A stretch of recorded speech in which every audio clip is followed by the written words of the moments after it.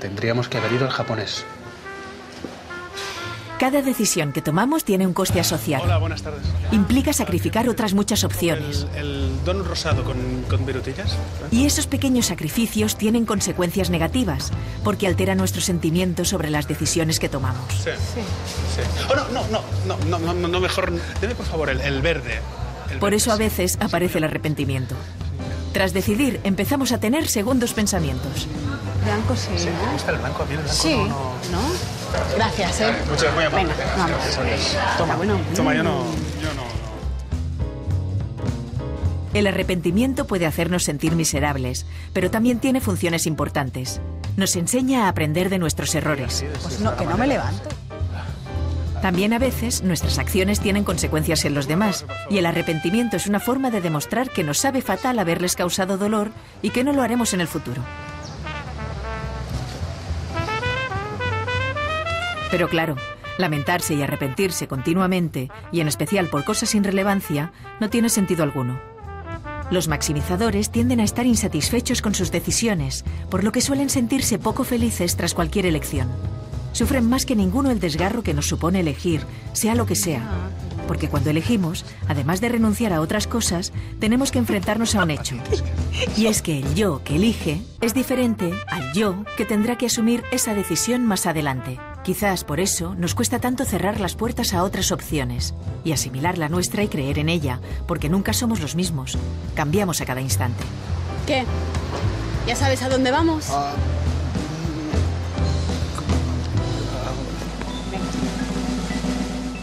¿Es verdad que cuando uno, hablando de arrepentirse, que uno tiende a arrepentirse más de lo que ha hecho que de aquello que no ha hecho? Bueno, esto es complicado. Parece ser que nos arrepentimos más de las cosas que hemos hecho que de las cosas que no hemos hecho. A corto plazo, tu vida en la última semana. Es más probable que te arrepientas de actos que no han ido bien, más que de no haber actuado.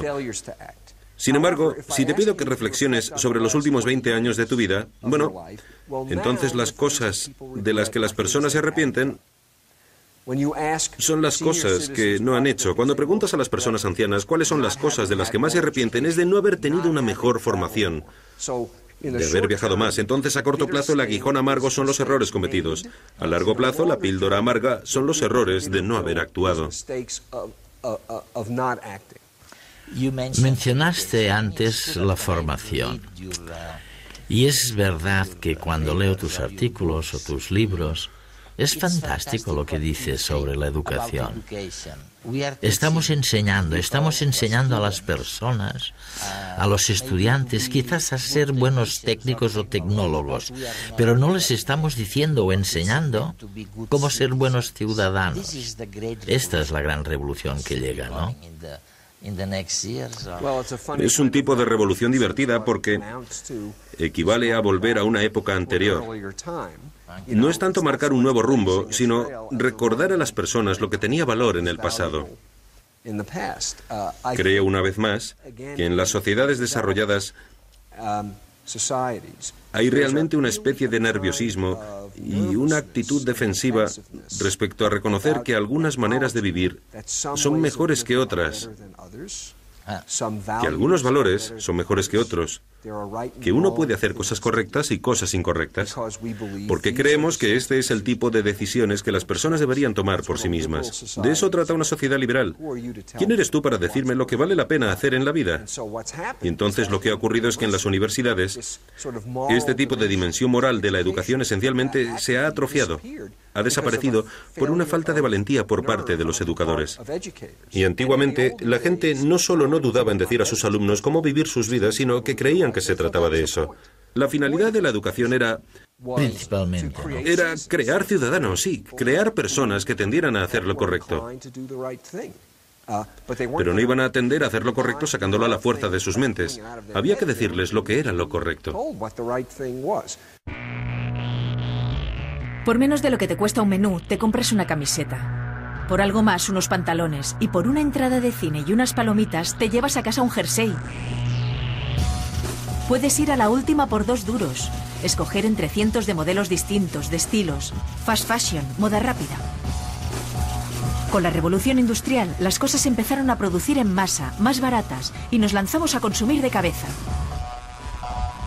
Por mucho que pensemos que no somos de esos, lo cierto es que también nos pasa. Medimos nuestra felicidad por las cosas que tenemos. Quizá no nos compremos ropa, pero sí consumimos otros bienes. ¿Que no has ido a París? Pues te has perdido las vacaciones de tu vida. No puedes dejar de ver esa obra. Tienes que ir al concierto de ese grupo, leerte la trilogía de bestsellers de moda. ¿Sabes que en los países industrializados 9 de cada 10 personas tienen una cámara digital y que solo 1/3 pasa las fotos al ordenador? Lo importante es tener. La publicidad y la sociedad nos bombardean cada día con miles de mensajes y es muy difícil permanecer totalmente inmune. Ante tanta oferta, escogemos y consumimos, porque así nos sentimos libres. Consumo, luego existo.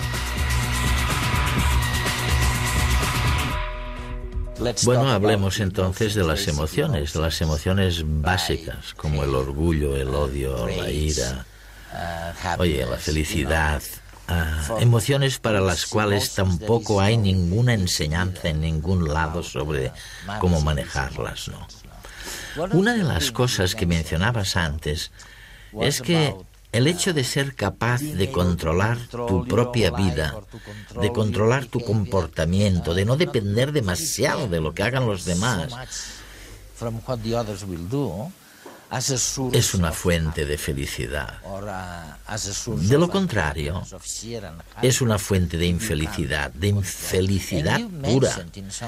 Y en tus publicaciones mencionas lo que llamamos la impotencia aprendida, es decir, cuando realmente no tienes control. ¿Qué sucede entonces? ¿Cómo reacciona la gente cuando no puede controlar su propia vida? Si expones a... Bueno, originalmente fue con animales, pero es cierto, en las personas, si las pones a situaciones en las que no pueden controlar cosas significativas que les están ocurriendo, entonces se vuelven impotentes, se dan por vencidas, y luego posteriormente, incluso cuando pueden controlar, no lo intentan. Esto puede llevar a la depresión clínica. Entonces, se argumenta que un componente de la depresión clínica, el no puedo salir de la cama, no puedo decidir qué ponerme, la depresión, la tristeza, es este sentimiento de impotencia, de falta de control. Y ese es uno de los motivos por los cuales la gente piensa que tener elección es tan importante. Porque si las personas tienen elección, entonces tienen control. Sabemos que las personas necesitan tener control. ¿Y a qué se debe? Mi propia sospecha es que nacemos así. Hay algunas evidencias de que empezando con bebés de 2 o 3 meses, ser capaces de ejercer control, y en este caso control sobre sus cuidadores, es una fuente de alegría. Y se ha visto en un juego con bebés en el que cuando mueven sus cuerpos de cierta manera, se enciende una luz y ellos sonríen y ríen y miran a la luz. En otro grupo de bebés se enciende la misma luz, pero ellos no la controlan, simplemente se enciende. Estos pierden interés en un instante.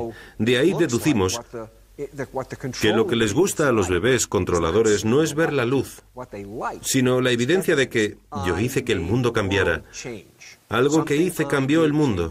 Eso es lo que los excita. Y si eso se ve en bebés de 3 meses, entonces es muy probable que sea básico. Es una parte básica de nuestro equipamiento que nos importe controlar el entorno en el que vivimos.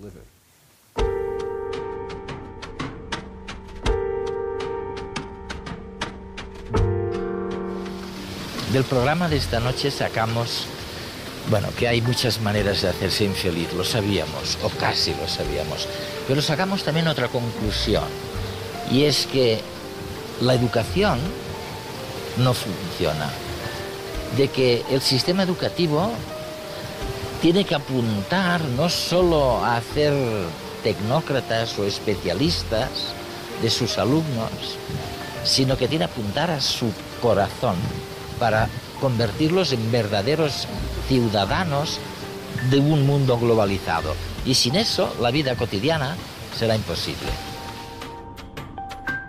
Cuando las decisiones son reversibles, acabamos menos satisfechos con ellas. Barry Schwartz.